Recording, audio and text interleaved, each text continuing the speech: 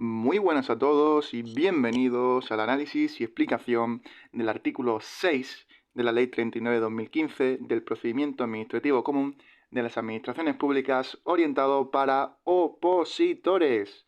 Un artículo 6 que está relacionado con el artículo 5, sería como la prolongación y habla en concreto de algo que hemos hablado ya en el artículo 5, los registros electrónicos de apoderamientos.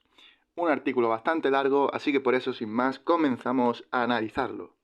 Dice el 6.1.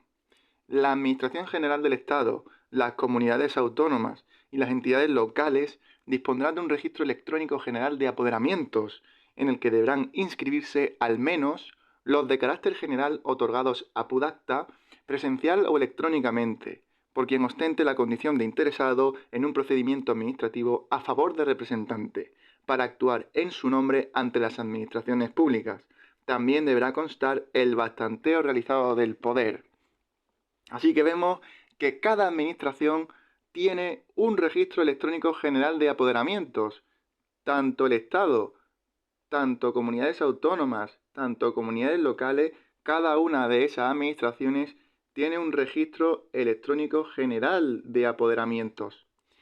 ¿Y qué debe inscribirse en ese registro electrónico general como mínimo? Pues los de carácter general, como dice el propio nombre del registro electrónico general. Por lo menos los de carácter general otorgados a PUDACTA, ya sea presencial o electrónicamente. Ambas formas, tanto física como virtual. ¿Y quién debe inscribirse ahí? Pues los interesados deben inscribirse ahí. El poder debe inscribir el poder a favor del representante interesado en procedimiento administrativo. Así que el interesado va a ese registro electrónico general de apoderamientos y se inscribe ese poder a favor del representante para actuar en su nombre ante las administraciones públicas. Esas administraciones que hemos dicho, Estado, comunidades autónomas y entidades locales. Y también, por último, dice este apartado, debe constar el bastanteo realizado del poder. ¿Qué es eso? Pues se refiere a la acción de cotejar y certificar la autenticidad de dicho poder, asegurando su validez y legitimidad. Así que habrá un documento que haga constar ese poder, que existe y es cierto. Así que un registro electrónico general de apoderamientos para cada una de esas administraciones que hemos dicho, Estado, comunidades autónomas, entidades locales. Y deben inscribirse al menos, quiere decir como mínimo, importante, los de carácter general, los poderes de carácter general otorgados a PUDACTA, ya sea presencial o electrónicamente. No dice los de carácter específico, dice los de carácter general. Bien, seguimos. Sencillo párrafo viene a continuación. En el ámbito estatal, este registro será el registro electrónico de apoderamiento de la Administración General del Estado, lógicamente. Así que, ámbito estatal, pues acaba ese nombre con la coletilla de Administración General del Estado. Sencillo. Seguimos. Los registros generales de apoderamientos no impedirán la existencia de registros particulares en cada organismo donde se inscriban los poderes otorgados para la realización de trámites específicos en el mismo. Cada organismo podrá disponer de su propio registro electrónico de apoderamientos. Así que la existencia de esos registros generales, de esos registros más grandes, no impiden, así que vamos a ir subrayando, los registros generales no impiden los particulares en cada organismo. Para trámites específicos, asociemos esa palabra de particular con específico. Así que puede existir al mismo tiempo registros generales de apoderamiento y registros particulares de apoderamientos para trámites específicos. A su vez, cada organismo tiene su propio registro. Es decir, sigue haciendo hincapié la Ley 39/2015 que ese registro general no es exclusivo, que cada organismo puede tener el suyo propio. Bien, continuamos. 6.2. Los registros electrónicos generales y particulares de apoderamientos pertenecientes a todas y cada una de las administraciones deberán ser plenamente interoperables entre sí, de modo que se garantice su interconexión, compatibilidad informática, así como la transmisión telemática de solicitudes, escritos y comunicaciones que se incorporen a los mismos.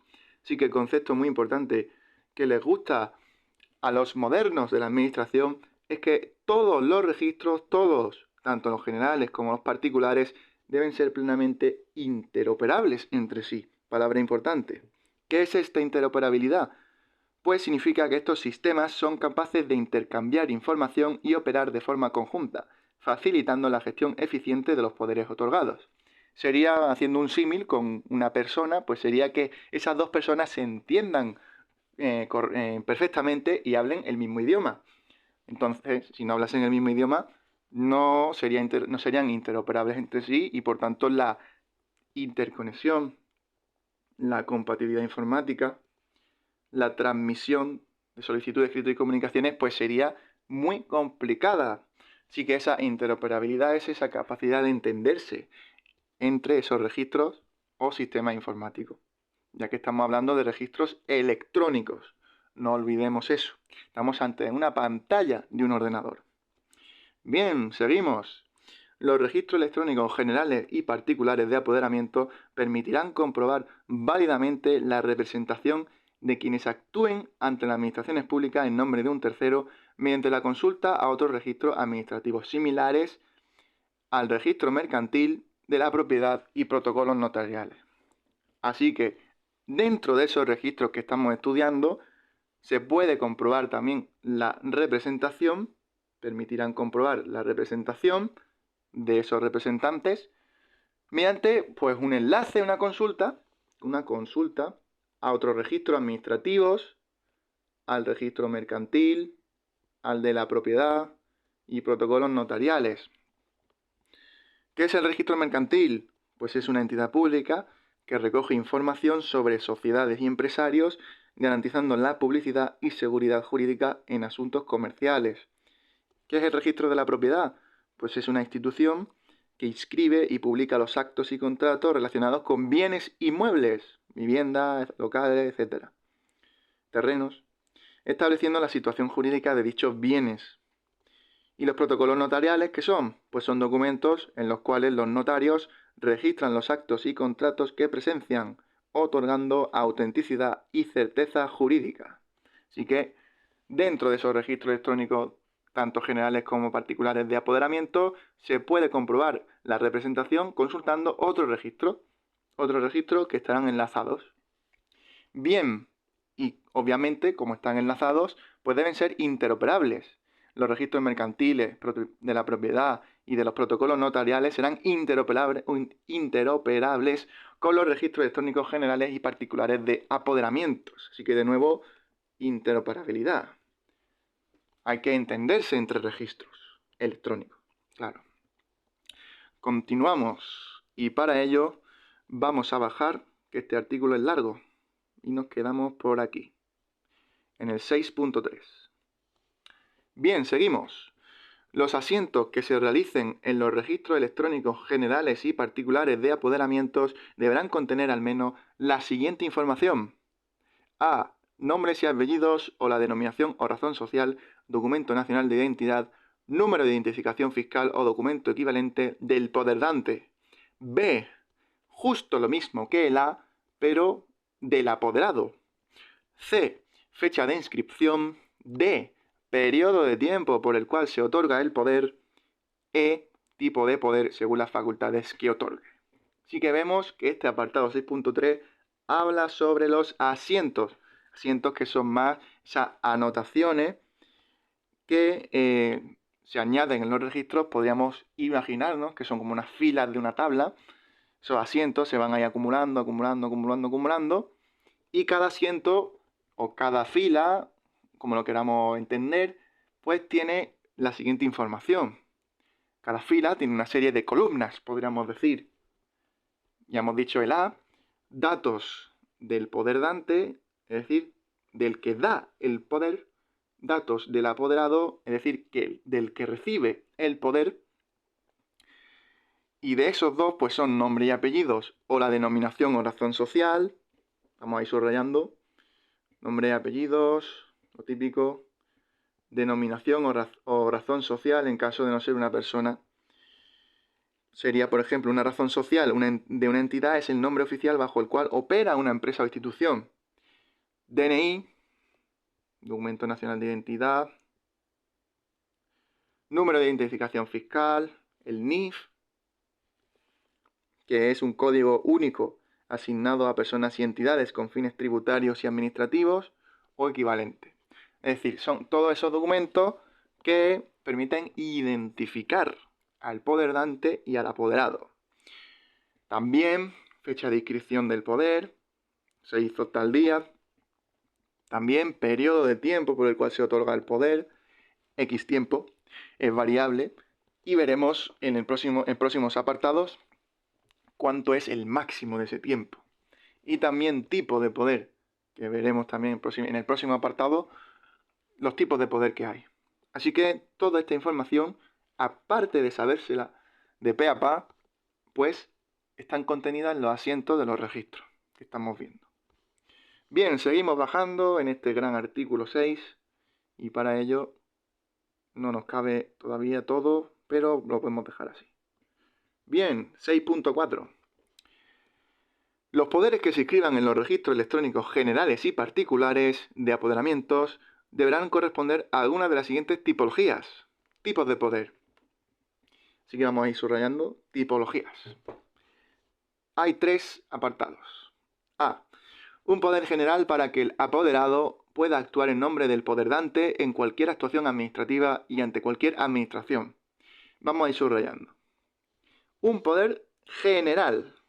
Este es el máximo poder que hay, el del apartado A. Es el máximo.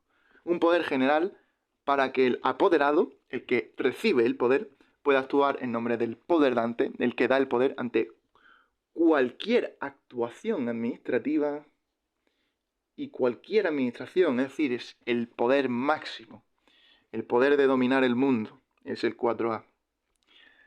Ahora vamos a bajar de poder, un poquito menos de poder, el 4B. Un poder para que el apoderado pueda actuar en nombre del poder dante en cualquier actuación administrativa ante una administración o organismo concreto. Aquí ya vamos reduciendo el poder. Aquí hay cualquier actuación administrativa, pero ante una administración u organismo concreto. Ya no son todas las administraciones ante las que puede actuar el representante, el apoderado.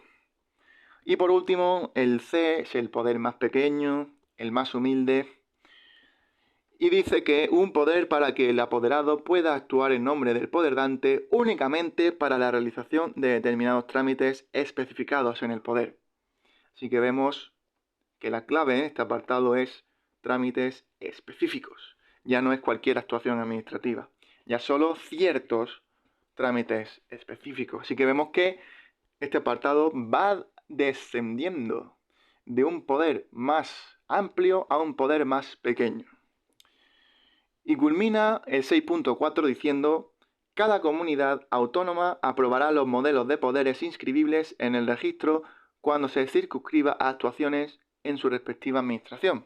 Así que una peculiaridad de las comunidades autónomas es que aprueba los modelos de poderes inscribibles en el registro cuando se circunscriba ante cosas de su administración. Así que cada comunidad autónoma tiene un modelo de poderes diferente. A eso se refiere este último párrafo de 6.4. Seguimos. 6.5.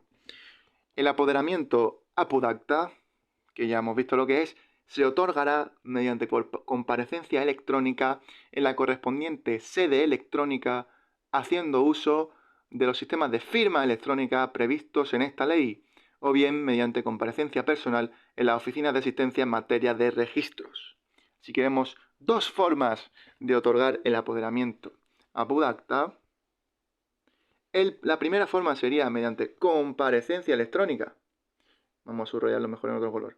Comparecencia electrónica en sede electrónica usando firma electrónica.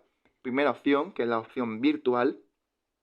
Es decir, te metes en la web, te metes en la sede, te identificas, utilizas la firma electrónica y ahí siguen los pasos para otorgar el poder mediante apudacta. O bien, la siguiente opción sería La opción física, ir mediante una comparecencia personal, ¿a dónde? Pues a las oficinas de asistencia en materia de registros, esas oficinas habilitadas para hacer registros. Ya en internet os podéis meter oficina de asistencia en materia de registros y en ciertos enlaces os aparecerán unos mapas de la oficina más cercana a donde estéis ubicados y ahí pues podréis hacerlo. Así que dos opciones para otorgar el apoderamiento PUDACTA: electrónico o presencial. Bien, y por último no, nos quedan dos apartados. Bien, el 6.6. Los poderes inscritos en el registro tendrán una validez determinada máxima de 5 años, a contar desde la fecha de inscripción. En todo caso, en cualquier momento, antes de la finalización de dicho plazo, el poderdante podrá revocar o prorrogar el poder. Las prórrogas otorgadas por el poderdante al registro tendrán una validez determinada máxima de 5 años a contar desde la fecha de inscripción. Así que, plazo máximo de esos poderes. ¿Cuándo esos poderes se evaporan? Pues máximo 5 años. Es decir, pueden ser 4, pueden ser 3, pueden ser 2,5, pueden ser 2, pueden ser 1,5, pueden ser 3/4 de año, ¿vale? Máximo 5 años. ¿A contar desde cuándo? Desde la fecha de inscripción, que es uno de los datos que hay que anotar en el asiento registral. Máximo 5 años, no digáis 5 años, porque es simplemente máximo, puede ser menos. Bien, en todo caso, antes de que pase el plazo, que puede ser 5 años o menos, el poderdante puede revocar o prorrogar el poder, ¿vale? En cualquier momento, antes de la finalización del plazo que haya acordado el poderdante con el apoderado. Podrá revocar, es decir, eliminar el poder, o lo puede prorrogar. Pues habíamos hecho 3 años, pues que quiero otros 3 años. Pues lo prorrogamos. Quiero más. Bien, las prórrogas otorgadas por el poderdante tienen también un plazo máximo y son el mismo plazo que hemos visto antes, máximo 5 años. Prórroga máximo 5 años y también desde la fecha de inscripción. Así que, por ejemplo, 3 años empezamos con 3 años. Queremos prórroga de 6 años. Pues no se puede. Máximo 5. Sería un 3 más 5. Así que lo importante de este apartado es que el poder inscrito inicial es máximo 5 años, puede ser menos, y las prórrogas, las supuestas prórrogas que se hagan si hay interés por parte de las partes, también durarán máximo 5 años, es decir, 5 años o menos, desde la fecha de inscripción de cada una de ellas. En el primer caso, desde la fecha de inscripción del primer poder, y en el segundo caso, desde la fecha de inscripción de la prórroga. Bien, seguimos. 6.7, último apartado. Las solicitudes de inscripción del poder, de revocación, de prórroga o de denuncia del mismo podrán dirigirse a cualquier registro, debiendo quedar inscrita esta circunstancia en el registro de la administración u organismo ante la que tenga efectos el poder y surtiendo efectos desde la fecha en que se produzca dicha inscripción. Así que hay una serie de solicitudes. La primera es de inscripción del poder, cosas que se pueden hacer por el poder. Pues la primera es inscribir el poder, iniciar el poder. La segunda que se puede hacer, hemos visto ya, es la de revocación, que hemos visto que es la eliminación voluntaria por parte del poderdante. La siguiente es la prórroga, esa continuación, queremos más poder, esa continuación del poder. Y la siguiente opción de solicitud es denuncia. ¿Qué diferencia hay entonces entre revocación y denuncia? Pues revocar un poder implica anularlo voluntariamente por parte del poderdante, mientras que denunciar un poder puede implicar su cancelación, es decir, mismo efecto que la revocación, pero no mismo motivo, debido a irregularidades o incumplimientos. Es decir, revocación, estamos todos de acuerdo en que queremos revocar el poder, perfecto. Pero la denuncia, el poderdante denuncia que el apoderado pues ha hecho algún uso irregular del poder, por tanto lo denuncia. y el objetivo es el mismo que la revocación, terminar con el poder, pero la causa no es la misma. Bien, pues estas solicitudes podrán dirigirse a cualquier registro, tanto electrónico como oficina de asistencia en materia de registro. Pero estas solicitudes no tienen efecto en dicho registro. O sea, vamos a un registro, queremos que la administración en general lo sepa, pero en concreto la circunstancia debe quedar inscrita en aquel registro donde tenga efecto el poder, ¿vale? Si en caso de ser un poder que no es general ante cualquier administración. Así que, debiendo quedar inscrita ante la administración u organismo que tenga efectos el poder, ¿vale?